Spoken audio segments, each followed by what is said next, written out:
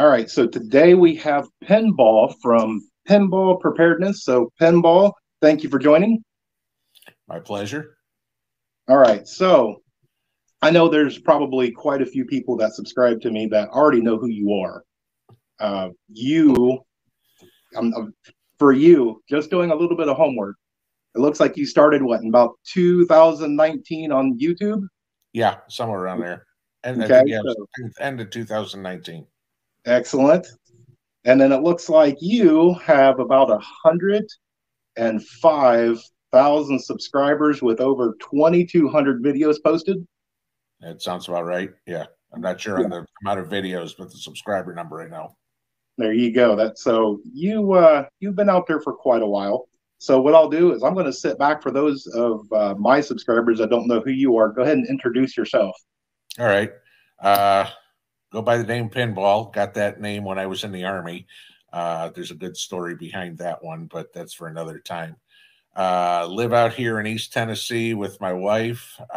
We are, as I like to call it, prepsteaders, not homesteaders. I've got a few acres. I grow a lot of my own food. I do not have animals, but I mean, about as close as you could get to being off grid, I can be.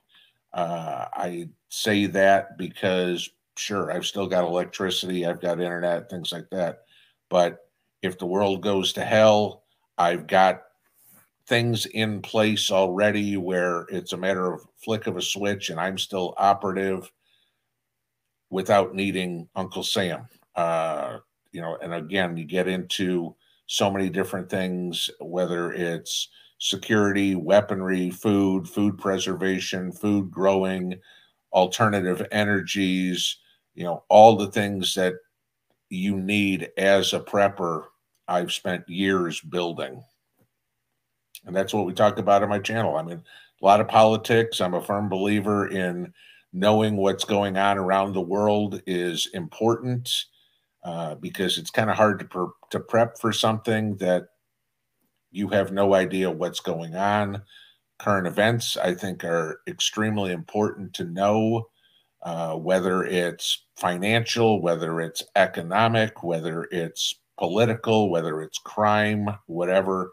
Those are all important topics that need to be discussed. The more you know, the better off you are, the better you can get yourself prepared. And that's kind of what I focus on. Excellent. And that's really I've been watching all of your stuff for quite a while, and you go through a huge wide array from product review to as you said in the political to just news headlines, and you really cover a wide gambit of just different topics. Because everything's kind of important, in my opinion, at least, to know. I mean, if we know about supply chain shortages that are upcoming in certain products, that allows us to change our focus in the short term. Oh, gee, there's a wheat crop issue. Well, we know about this 3 months before it hits the grocery store. All right, this is a good time to go buy wheat berries or flour or pasta, because then all of a sudden, 3 months later, wow, the price is up so much. Yeah, well, 3 months ago, we were preparing so we didn't have to eat that cost increase. So, a lot of things, just as an example, there are very important to know. It helps us stay ahead of the curve. Yes, I completely agree. All right, so to get to know you a little bit better, I'm sure this probably stems from your time in the service, but how long have you been preparing or prepping? This time, uh, the mindset's always been there. It's been the ability. I mean, and a lot of the subscribers know on my channel, I went through a very nasty divorce about 15 years ago, which basically bankrupted me, wound up getting me back. I spent some time homeless, to give you that. I mean, that'll do that for a little bit and see how that opens up your eyes. Uh, and so then after the 2008 crash, my divorce, losing my job, all that happened basically in the same week.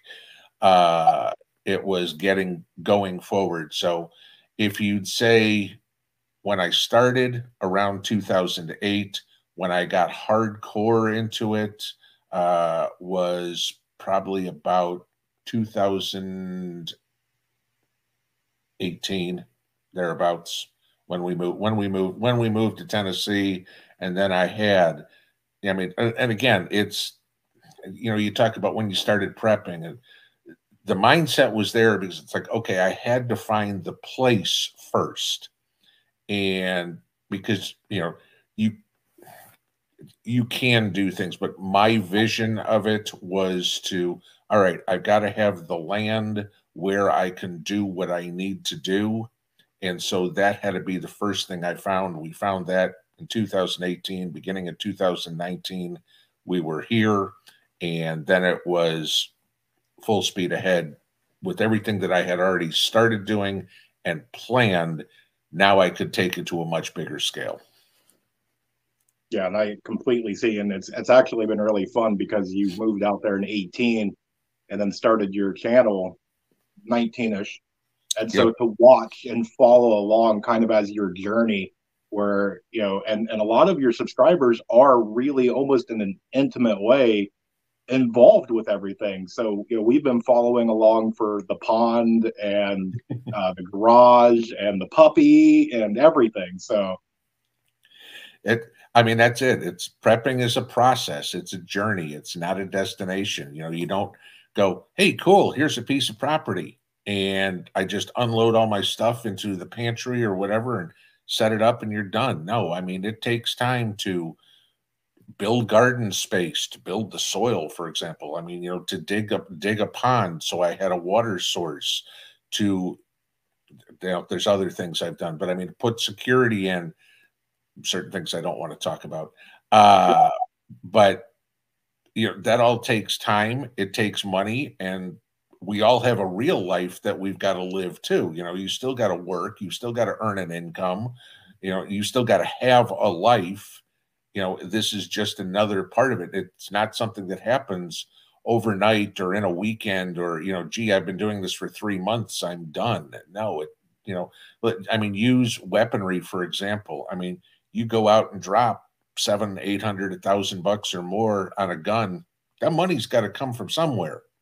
And, so you've got to earn it. And it takes time to build those things up. It takes time to, physical time to put garden space together and to plant it and tend it and grow it. And, it's so many different things. yes, I absolutely agree. And really, you're one of my go-to people when it comes to gardening. I've made a ton of mistakes, and I'll share this with you. I went and I built a potato box so I can have easier access to doing my potatoes. Sure. And right when I was about getting it done, I wanted to pre-plant my potatoes inside to get them started. And I just happened to come across a very large trash bag of those biodegradable pots. Mm-hmm. Yeah, there's a reason why somebody threw them away because I started them, everything grew, I planted them in there. They did not biodegrade and killed half of my potatoes. Right. There's so many neat ideas out there that people have come up with. I mean, the marketing is great. The reality of it isn't. Like you said, the biodegradable pots or anything. About the only thing that's worthwhile as a biodegradable pot is if you use newspaper. Even all the deals on using toilet paper tubes or stuff like that, put those in the ground. It doesn't degrade fast enough. I mean, cardboard will take 12 to 18 months to break down. Okay. I'm planting my garden in the spring, expecting to harvest it in the summer, in the fall. That's 4 to 6 months. The roots can't get through the cardboard yet. Yeah, I found that out the hard way. Yeah. Newspaper will work, but that's about the extent of what you can do it. Other than that, it's taking it out of whatever container you put it in and planting it into the soil.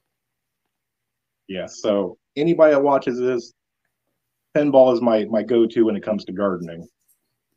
So tell me about anything that you do on your off time. So when you're not prepping, you're not working, you're not doing anything. What is your fun leisure activity, your hobby?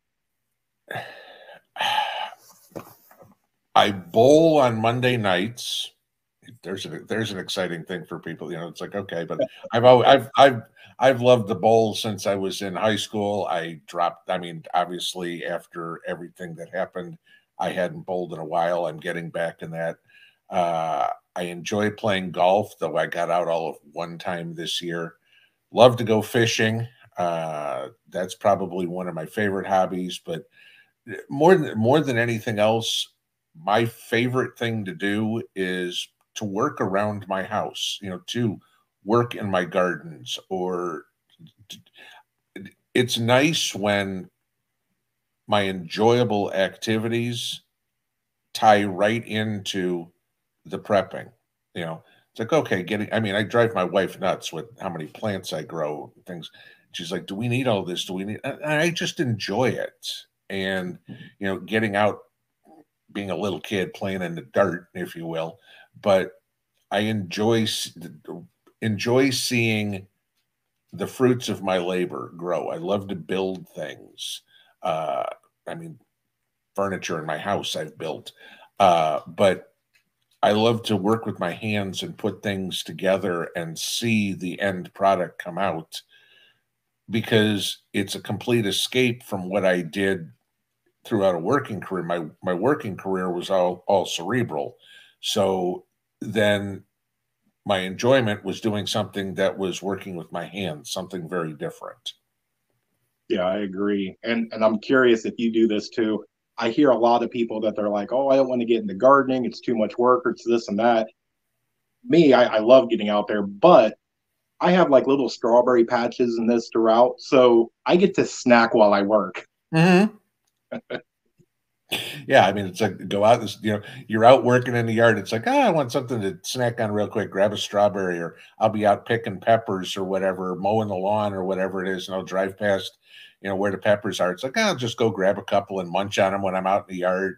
I, I mean, there's nothing better than walking through your yard and going, I'm eating something that was a seed 3, 4, 5 months ago or whatever, you know, that I grew. There's no chemicals on it. You know, I know exactly. It may not look as pretty as, you know, something in the store that was grown in a greenhouse that has no taste. You know this as well as I do. Go buy a tomato at the store and tell me how that tastes compared to the one you grew in your backyard. Okay. Or anything. It may not be this bright, you know, little red perfect shaped ball or whatever, but no, you get to try all sorts of different types that you never get a chance to grow. You know, I mean, there's thousands of different kinds of tomatoes. You got maybe a choice of 2 or 3 in a store, you know. And you know, people love fried green tomatoes. Try fried green tomatoes with tomatoes out of your garden versus tomatoes out of the store, you know, and the complete difference there. Make them exactly the same way. You'll totally taste the difference. I But yeah, completely agree. yeah, the experimentation that you can do, and just the joy of. I mean, my wife and I say this all the time. We will sit down to dinner, and it's like we'll look at our plate and go, "We grew that, and that's from our garden," and you know, and you look at it and you go, "How much money did I save?" As well, you got to put the work in, sure, but go price vegetables in the grocery store right now. You know, I mean, I'm paying, if I go to the grocery store, $2.50, $3 a pound for tomatoes. That's almost, yeah, one, maybe 2 tomatoes. I'll go out and harvest 10 pounds of tomatoes. Not now, it's November, but you know, it's like, oh, we want tomatoes. Boom, boom, boom. What are we going to do with all these? You know, so then that comes into the next part of what you do. Okay, now I grew all this. How do I process all this? And this is when you get into dehydrating or canning or freezing. You know, I'm not a freeze dryer, but you know, there's another way of doing it. I mean, how do you preserve the harvest? How do if you've got animals per se, and okay, I'm culling chickens today. Well, okay, you maybe cull a chicken as dinner. You cull a cow, you're not eating all that for dinner tonight. So now what are you going to do? Do you know how to preserve it? Do you know how to smoke it? Do you know how to dry it? Do you know how to can it? Because what happens if there isn't a freezer? What are you going to do with all that? It's deer season, or coming close very much. It's I think, what is it? Next week is bow season for us. But what do you do when you get a deer if you have no way to freeze it? Do you have the ability to smoke it? Do you know how to salt it? How are you going to preserve that meat? Because killing a deer, it's if it's down, it's not going to last but a day, maybe two, before you've got bugs all over it, and you got to do something with it fast. So that's the thing. There's so much to learn, and nobody has all the skills. Nobody has all the knowledge. But if you have some, prepping is the opposite of the old saying of jack of all trades, master of none. Prepping, you need to be somewhat of a jack of all trades. If you're the absolute master at one, that's great. Okay. You know how to, I don't know, pick something, fix lawnmower engines or fix small engine repair. Let's just say that. That's a great skill to have. But if you don't know how to feed yourself, you starve. So you've got to know a little bit about everything rather than everything about one thing. Exactly. And actually, I just did a video on that. On You can be the greatest marksman or the greatest on food preservation, but if you can't take care of yourself medically, repair clothes, do all the different. That's where all this prepping community comes in. That's why you build a tribe or a mag or something like that. And that's also why we all learn from each other, because you've got skills I don't, and I've got skills somebody else doesn't. But if I pay attention to what you're doing and you pay attention to what somebody else is doing and you're learning from it and I'm learning from you, that makes us all better at doing it. And then the fact that we can share that, there are people that don't pay attention, don't take this as seriously as others do. And so now when the world blows up, okay, we have the ability to at least teach them something. Maybe even though we know how to do it, we're not good at it. I know how to sew sew a hole in a pair of jeans. I suck at it, but I know how to do it. But maybe somebody else has, better coordination, more patience to do something like that. Okay, here's how you do a cross stitch or whatever however you go that way. Completely agree. All right, so I want to move into questions from some of my subscribers, because you do. I know you do one on Saturday night. Your Q&A. Two of them. Tuesday nights and Saturday nights. Okay, yes, Tuesday and Saturday. So anybody that doesn't know Pinball, go subscribe to Pinball and get in on these Q&As, because you do an hour long and you answer a lot of questions. Yeah. Yes. So first one is from Ashley from Pennsylvania, and she wants to know what specifically got you started into prepping.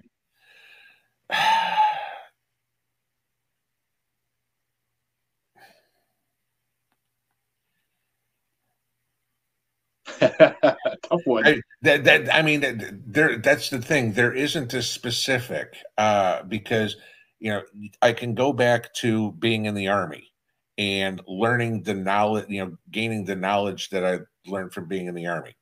I can go through the crash of 2008 and the disaster that the Obama presidency was destroying the country. Those got me. That was the building blocks, I guess, if you will. But the ultimate was basically when I married my wife. And for those that don't know, my wife is Russian born, And one of the promises she made me make her is that she would never go hungry. Mind you, she grew up in the Soviet Union. That happened. Okay. There were times there was no food. I've been the never hungry. So it was one of those things where, okay, we're married. I've got to keep this promise to her that no matter what happens, she will never go hungry. Nice. I like it. All right. So, question 2 is Doug from Kentucky.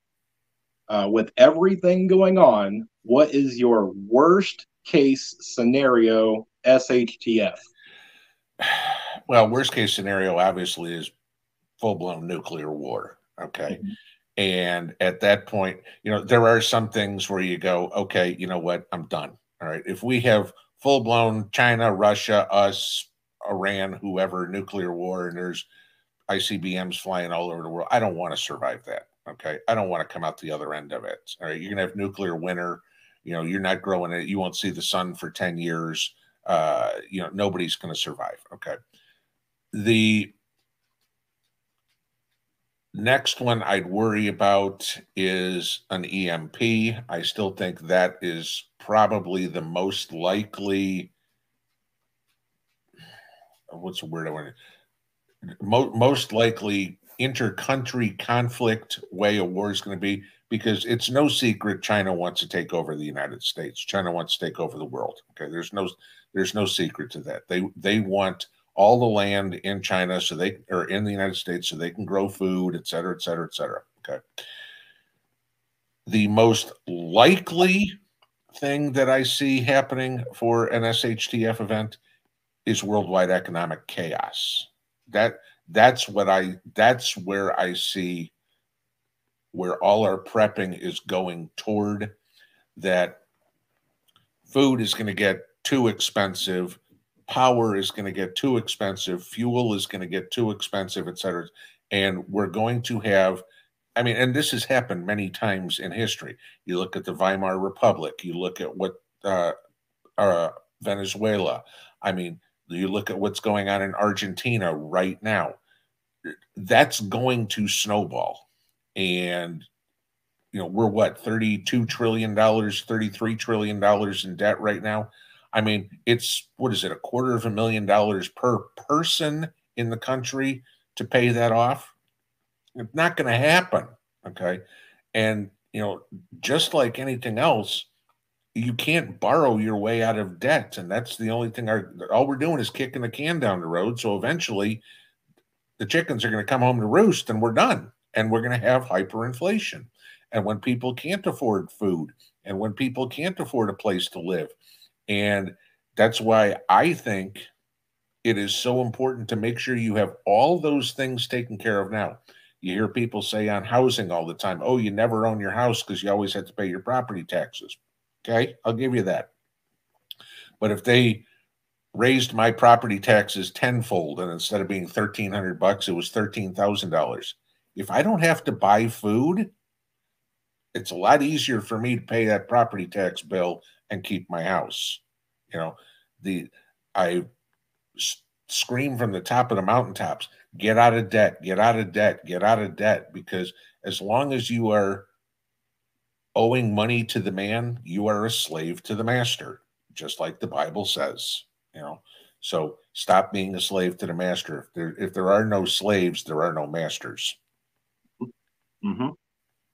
Now, this next one, I want to see how you take this one. This one's going to be a good one. Uh-oh.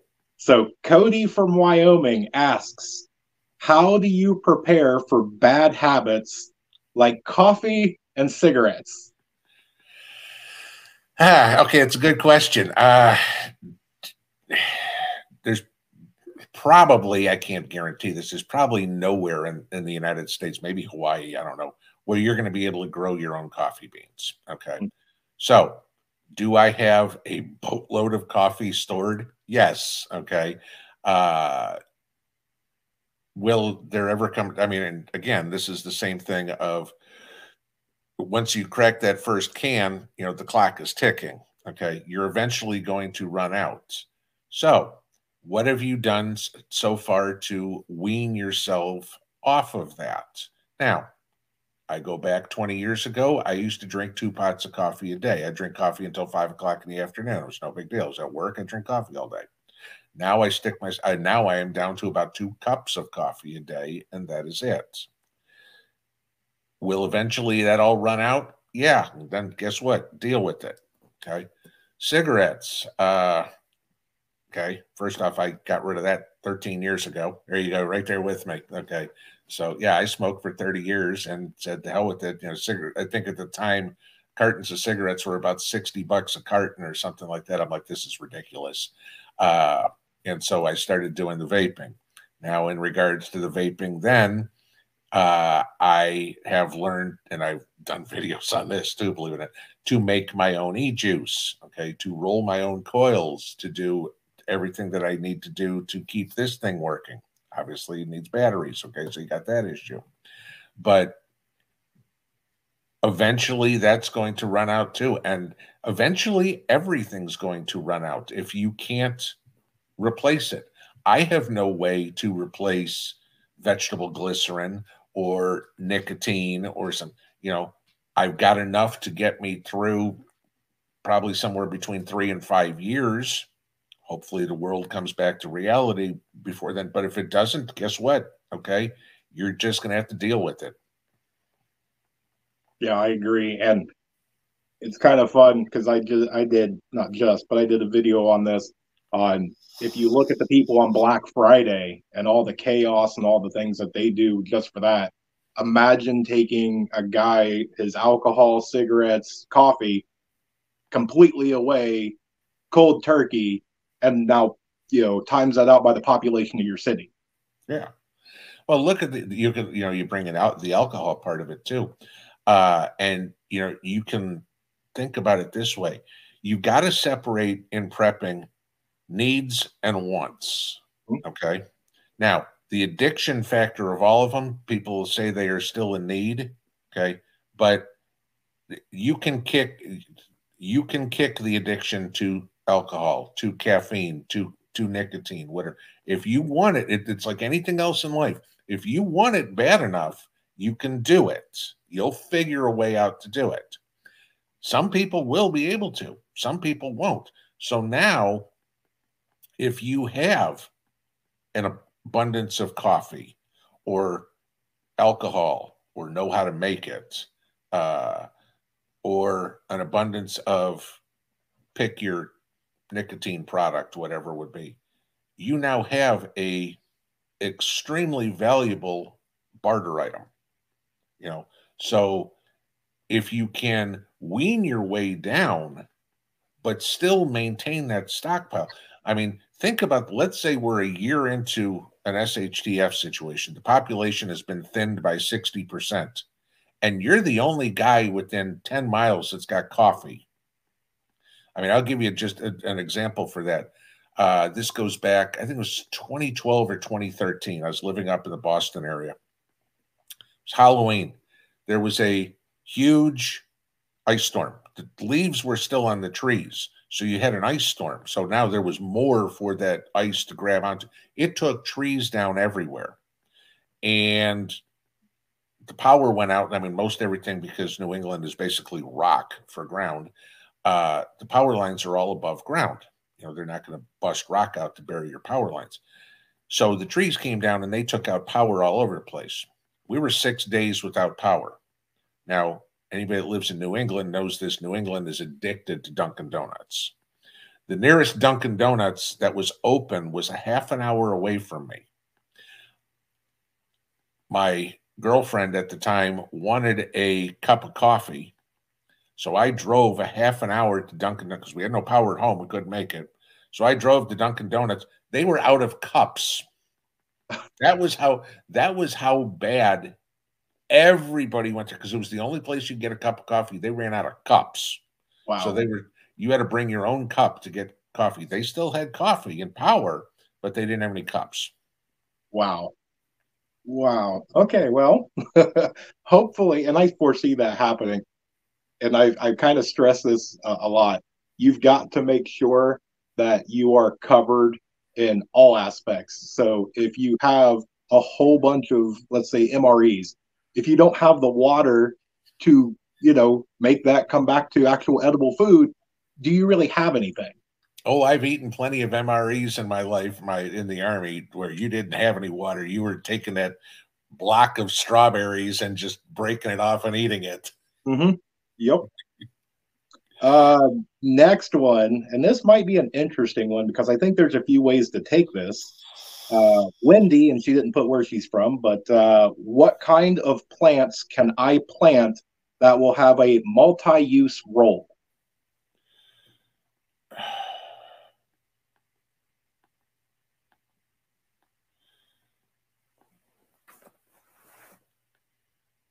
When she's saying multi-use, are we, is she trying to think of something that's got maybe food qualities and medicinal? I mean, that's going to be.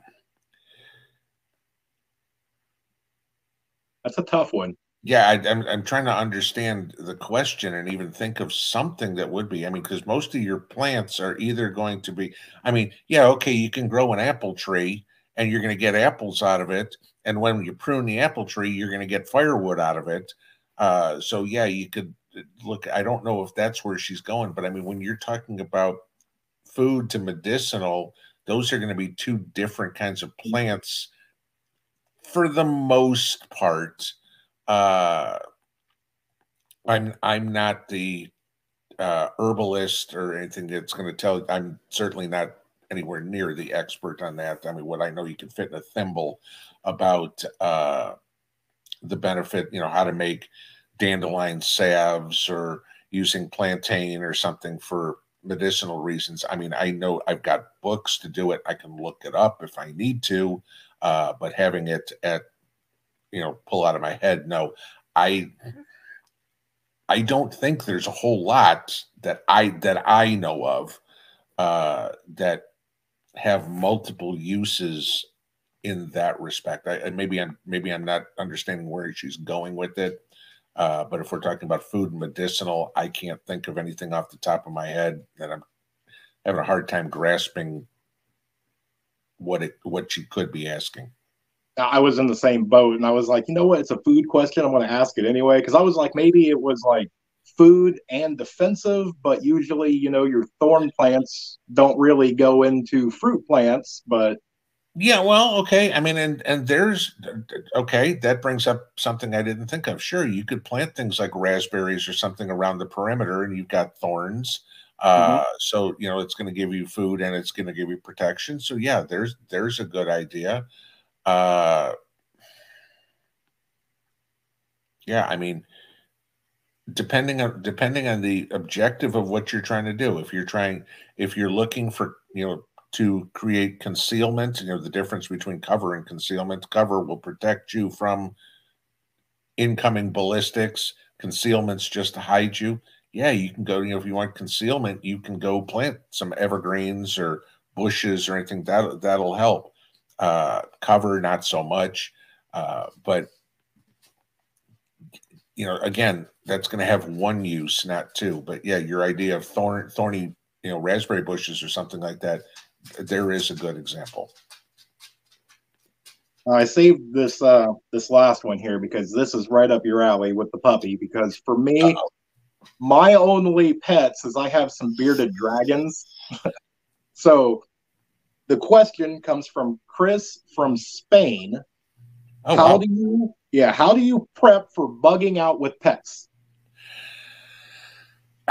Okay. Bugging out, in my opinion, should be a last option for most. Now, depending on where you are, if you live in a high rise in New York City, bugging out is pretty much your only option. Okay. Uh, but if you're bugging out, first off, you have to prepare for your pets just like you prepare for yourself, whether it's at home or whether it is in a bug out situation. So you you need to prep pet medicine, pet food.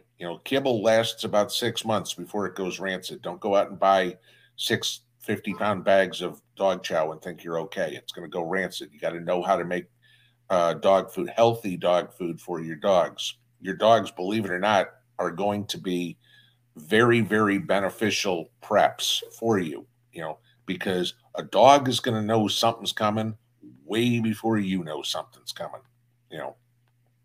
But, uh, you need to have in your bug out bag a leash, your pet meds, pet food, a bowl. Those little collapsible dog bowls are great. They take up very little space.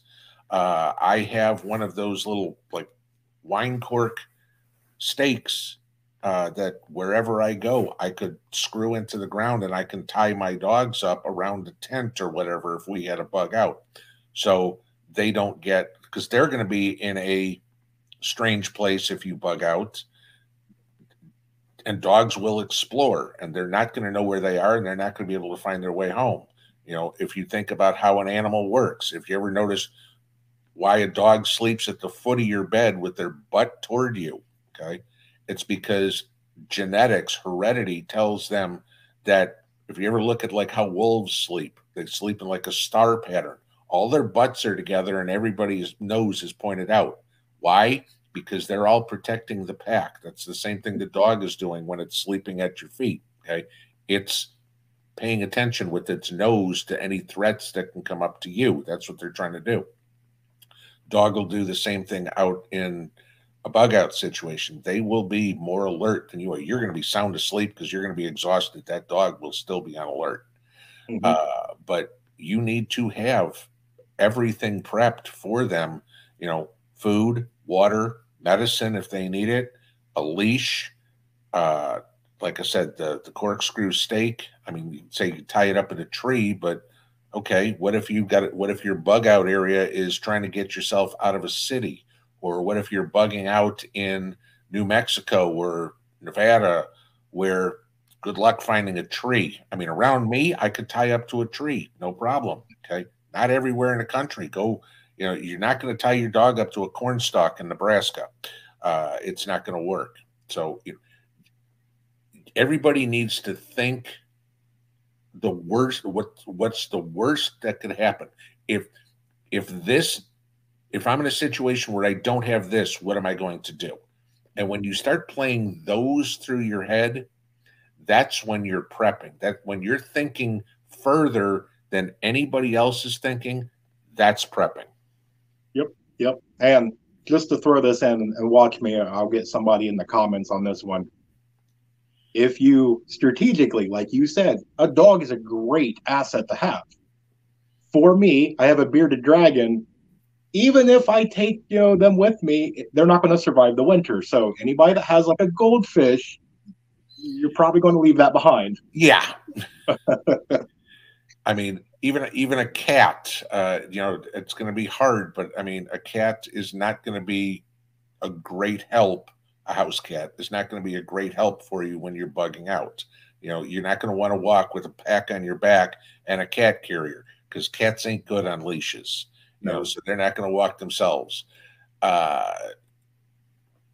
It's just, there's going to be a lot of hard decisions to make when you bug out. Like I said, bugging out is going to be your last resort. And, as I've said many times, the only way I'm bugging out is if the Chinese come over the hill or the woods go up on fire. Other than that, this is where I'm making my last stand. That's it. But that's my situation. That's not the guy who lives on the 72nd floor in downtown Manhattan. You're not going to stay there. You're going to get out. So, yes. So bonus question, because my channel, I get to ask a question. Okay. So, what is one of your biggest failures that turned into a extremely valuable learning experience? Oh, wow. Yeah. That's what you just don't think of off the top of your head.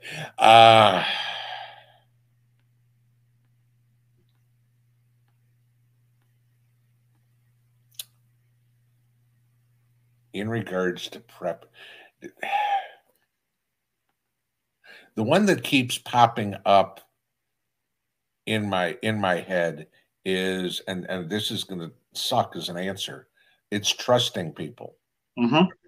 And I mean, I'll give you the example, and you've followed my channel enough. You know the whole fiasco that I had going on with digging the pond.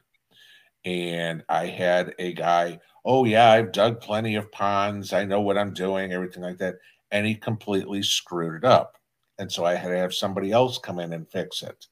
And, you know, you trust somebody to be able to do what they say they can do, you know, and in this case, pay them. I mean, I'm not an excavator. I mean, I don't know how to drive a bulldozer. Okay. Uh, and I trust him to do what he do. And then, of course, when we get the pond filled, I've got 7 feet of water on one side and 2 inches of water on the other side because, gee, you're an excavator and you're digging a pond, and shooting grade wasn't something that was important that you thought about. Uh, you know, so now you get somebody that it's hard to say that, but trust is going to be a huge failure for everybody because by human nature we're trusting people. We sincerely want to believe that the person who's telling us they're going to do something, they're going to do it. And then when they don't do it, you know, then you have big problems. And you know, now multiply that by 1,000 when you're in an SHTF situation and you trust somebody to, I don't know, let's do something simple. Their responsibility is to water the gardens every day, and you trust them to do it, and then they don't do it, and now all your crops die. You know, that's and there is nobody that can supervise everything. You've got to trust somebody else to do it. So that, I don't know if you want to consider it my biggest failure, but my biggest failure sometimes is I'm over trusting with people. I count on them to do what they say they're going to do, and then when they don't, I'm stuck trying to fix what they screwed up. Mm-hmm. Yep. Yep. Very similar to mine. So interesting on that part. I tell you what, I've kept you long enough. I do want to say that the people that do not follow you, will you share, because you do the kind of Christmas time um, donations and the charities that you do and all the stuff that you're, you know, that's coming up. Will you Okay. share about that? Sure. Well, we do a couple of things, and one of the big things that I try to do on the channel is build a sense of community. Okay, not only the community that we have amongst subscribers, and I mean, God knows, I mean, I'll put up my live stream 6 hours beforehand, and there'll be 50 people in there talking 4 hours before the live stream starts because we've built that community and people get to know each other. I mean, it probably happens to you. I mean, I run into subscribers. I mean, I had it happen just the other day. You know, somebody, I'm in a hardware store and the guy yells out, "Hey, Pinball." The next thing I know, I'm talking to him for 20 minutes in a hardware store, you know, and it's always fun because it catches you off guard. But the community part, one of the things that we started on, and one of the things I truly believe in, and so does my wife, is sharing the wealth, I guess, if you will, being charitable. Okay. I think it's very important. And how people do it is up to them. But one of the things that we do on for the holiday season each year, for the channel at least, is we do a fundraiser for the food bank, for, I'd say it's Toys for Tots, but it's not the Marine Corps one. It's one that's here in the local area, and then the animal shelter. And last year we raised over $10,000, and me and a couple of friends of mine and my wife went and we bought, what was it, probably about $6,500 worth of groceries. The grocery store thought we were nuts. You know, it was enough. We had everything in the back of two pickup trucks and a 5x10 trailer full of food. Took that all to the food bank. And I mean, the tears from the people there when we pulled up were, I mean, I get tears in my eyes every time I do it too, because it just makes me feel so good. But then we also donated last year $1,500 to the local animal shelter. And I think it was what, $4,000 or whatever, for the toy drive to get kids that weren't going to have a Christmas, something for Christmas. So that's something we do the week before Thanksgiving. And I totally get that everybody in the world, okay, has different financial abilities. Okay. And some people can donate, some people are on the receiving end, some people are on the giving end, some people are in the middle just trying to hang on by fingernails. There's no pressure to anybody. It's just, you know, if somebody wants to do it, that's something that we go in. Obviously, Mrs. P and I donate quite a bit too. But that's one thing that we do to try to help the local community, because where I live is I don't want to say poor, but the average income in this county is about $30,000 for a household. Okay. So there's a lot of need in a lot of the charities around here. And in Joe's economy, it's just getting greater. Okay.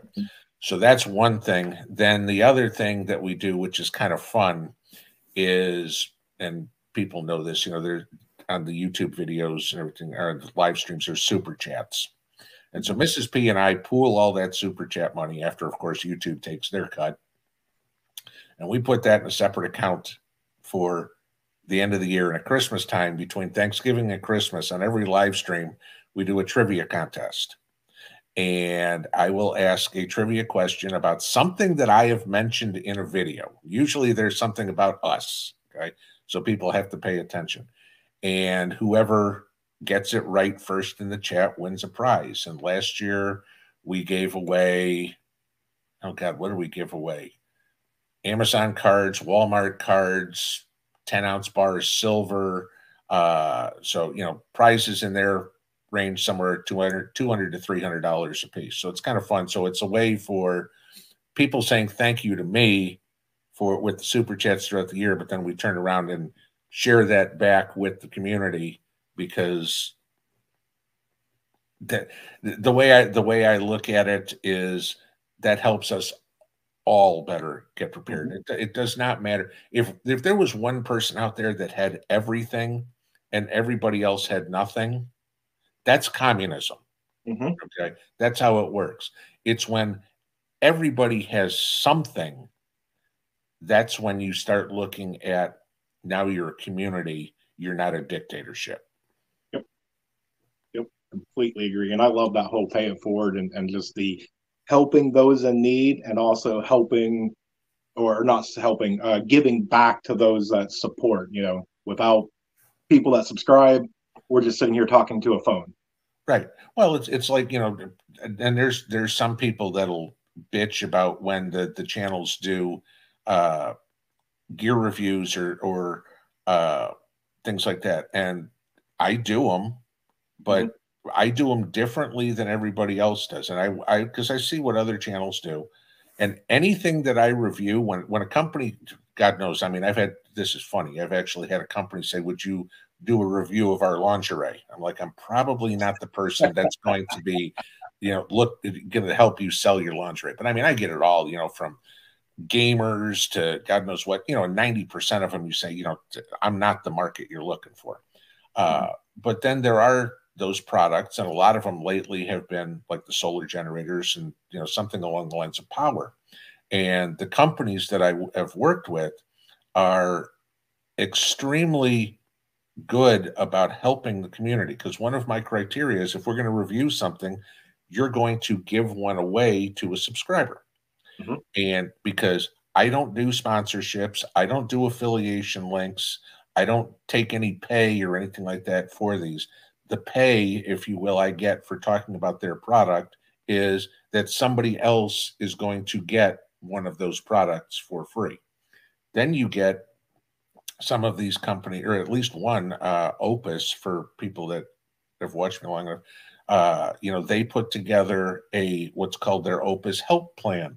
And people can literally write in and say, okay, this is my scenario. And about half a dozen of my subscribers have gotten a free solar generator from them. Awesome. Because of their charitable work. So it kind of all works together, and everybody's getting helped in the process. You know, people are learning about new tools. the company obviously wants to have sales done, but the companies are also helping communities, and that's good. And then you get the part that people don't see is, I mean, and I've had products show up on my doorstep saying, review this, and I'll go review it, and I'll get back with the company. I'm like, this is an absolute piece of junk. I'm not going to showcase this whatsoever on the channel. And of course, people say, well, why don't you tell us what's a piece of junk or anything like that? I'm not going to waste your time. You don't need to know what's bad. I could do an entire channel. This sucks, but you want to know what's good. If I haven't talked to you about it, either I don't know about it or I've already reviewed it and it sucks. And if somebody's got a question, says, hey, I'm looking at, I don't know, pick something, this type of air conditioner, do you know if it works? If I do, I'll tell them. If I don't, I don't. But I mean, I've had people say, tell me about this compared to this. I said, this one I'd absolutely buy. That one I'd run far, run fast from. So, it's all of us helping everybody. It's a community, and this as well as I do. We just happen to be the face on the computer, but we are no more than just another guy. That's it. I'm no better, no worse than any one of my subscribers. I'm in the same boat they are, and I just happen to be the face on the camera. That's it. So, it's humbling that people watch. It's like, and it's very nice when people say, you don't know how much you've helped me. I don't realize. I hope I do, but I don't realize it. And it's nice when people tell you, thank you for telling me about this, or thank you for showing me this, or when they send me pictures of their garden or something and say, oh my God, look at this. And, I used what your suggestions, and my tomatoes are, I've got 3 times as many tomatoes as I did last year. Those are the cool things. And that's what I hope the reason most channels do this for is for the sense of community and to help other people, not to pat themselves on the back and stroke their own ego and get more clicks. And yeah. Well, that's what the news media does. The news media is worried about clicks. Us, we're worried about telling people what the news media won't tell us. Because imagine if YouTube didn't exist, how much do you know about what's going on in China, Ukraine, Israel, Washington, D.C.? Go back 50 years where your only piece of news was the 30 minutes you got at the end of the day when you came home. That was completely jaded by Walter Cronkite or Peter Jennings or whoever, and that was what you were told. And that's how you went out. And now it's like, oh my God, I can actually go somewhere and find out the truth, that isn't completely manipulated and twisted. And the media obviously is seeing the problem because their credibility is, so surprise, surprise, at an all-time low. Why? Because the people that are out there telling the truth are blowing holes in their narrative. Yeah, it's definitely a whole different ball game out there with social media. It's got its ups and its downs. Oh yeah, be careful. Yeah. So, okay. Well, I appreciate you coming on, you taking the time out. I know you are a very busy guy and everything. So, just humbly, thank you for taking the time out and speaking. No, thank you for taking the time out to have me. So anything you want to share before we wrap? No, I think we pretty much covered most of it. I think we did too. So I will, I'll take a link to your channel and I will put it down below. So that way, anybody that watches this, you guys can go and check him out and subscribe. And with that, we'll wrap it up. All right, brother. Thanks for your time. Take care.